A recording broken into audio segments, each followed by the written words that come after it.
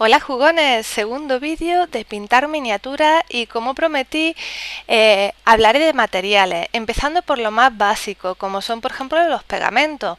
Hay algunas miniaturas en algunos juegos, por ejemplo Super Dungeon Explorer, en el que las piezas vienen separadas de manera que se puedan pintar bien y luego ya se unen para formar la figura.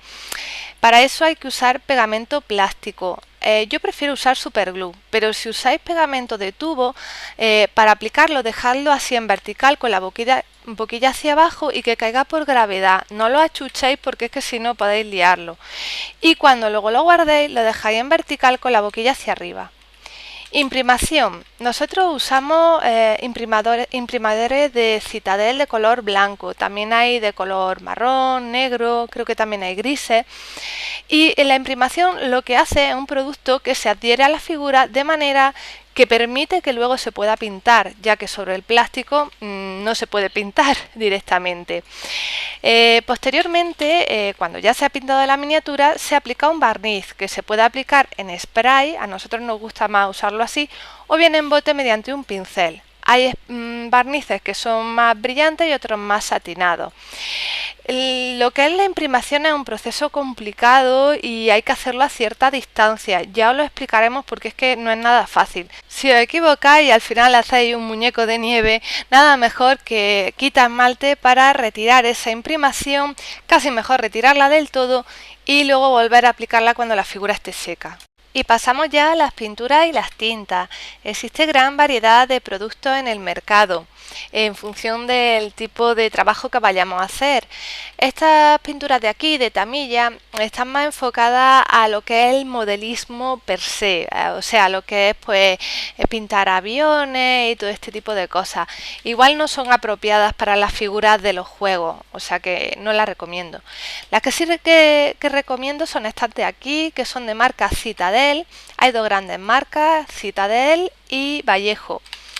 Citadel pues tiene la pintura un poquito más concentrada, Vallejo es más fluido, es un poquito más líquido y también lo bueno de Vallejo es que el bote directamente se puede verter y se echa sobre la paleta.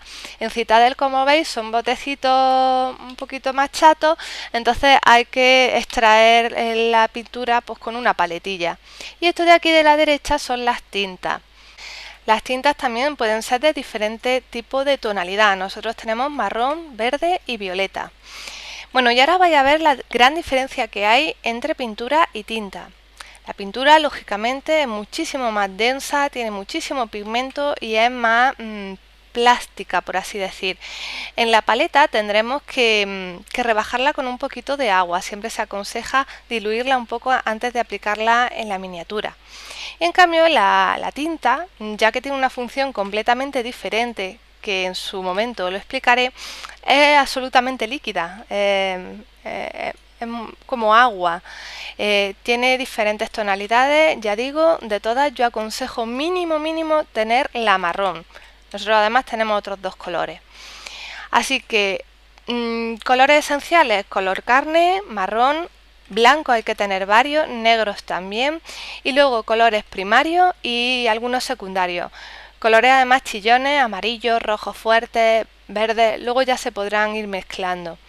Y bueno, ya según vayáis viendo las miniaturas que tengáis y tal, pues si veis algún color que se ajusta o que os viene bien, pues ya vais ampliando la colección. Súper importante tener dorado, tener color cobre y tener color plata. Muy importante, obviamente, para armadura y arma. Así que color carne, marrón, varios blancos, negros, los colores metalizados para arma y armadura, primarios y algunos secundarios. Esto yo creo que es una paleta básica y por supuesto una tinta. ¿Cuál? Si solo una, al menos la marrón. Por lo menos es lo que yo os aconsejo.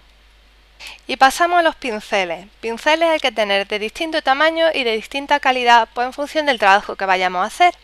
Estos más gruesecillos, que son un poco más malos, pues bueno, son más para lo que es la escenografía y demás, no es tanto de miniatura, o si acaso para dar un primer color oscuro en las miniaturas grandes. Este es de más calidad, es de marca Vallejo, como estáis viendo, y tiene una punta redondita de un tamaño medio.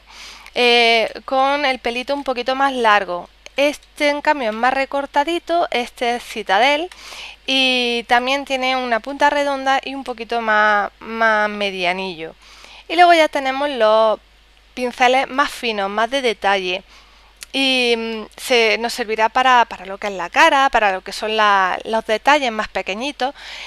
Y de este tipo, yo la verdad que me opto más por esa marca, por Army Painter.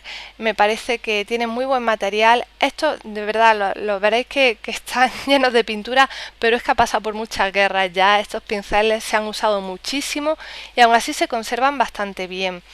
Es aconsejable mantenerle ese capuchoncito de plástico para evitar que se despeluche. De todas formas, con el uso es casi inevitable. Es importante cuidar bien los pinceles para que nos duren mucho, sobre todo los que tienen buena calidad. Aplicar la pintura solo por la mitad, no hace falta sumergir todo el pincel. Este de aquí de la derecha, como veis, pues bueno, ya ha tenido mucha vida y lo tengo destrozadito. Pero bueno, me servirá para otro tipo de trabajo, así que no lo desecho. Pinceles también de punta cuadrada, vienen muy bien, de punta cuadrada y biselada. Este para mi gusto es un poquito más grande de lo que yo querría para las figuras que os enseñé. Pero bueno, viene bien tener, este tamaño me parece ideal, de este yo creo que hay que tener varios y ya digo, de pelo un poquito más largo y también un poquito más recortadito.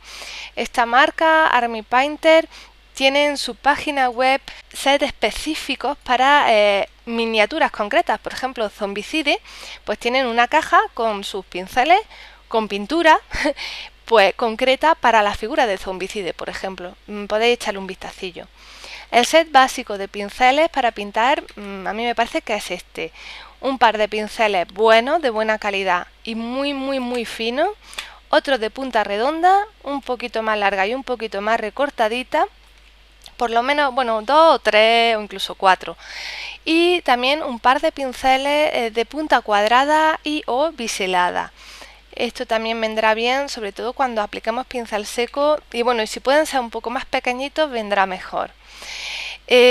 Aparte de esto, que bueno, se intentará que sea de calidad buena, es conveniente tener un set de pinceles baratos, de pinceles que a lo mejor no nos importe, bueno, después de darle un par de usos, que seguro que esto se terminará gastando y se terminará abriendo, podremos aplicarlo en otro tipo de trabajo. Y ya pasamos a la fase de preparación. Bueno, los que hayáis visto algún vídeo en YouTube sobre pintar miniatura, a lo mejor habréis fijado que colocan la miniatura en un taponcito, en un corchito o en algo para no tener que tocarla y de esa manera pues no llevarte con los dedos la pintura.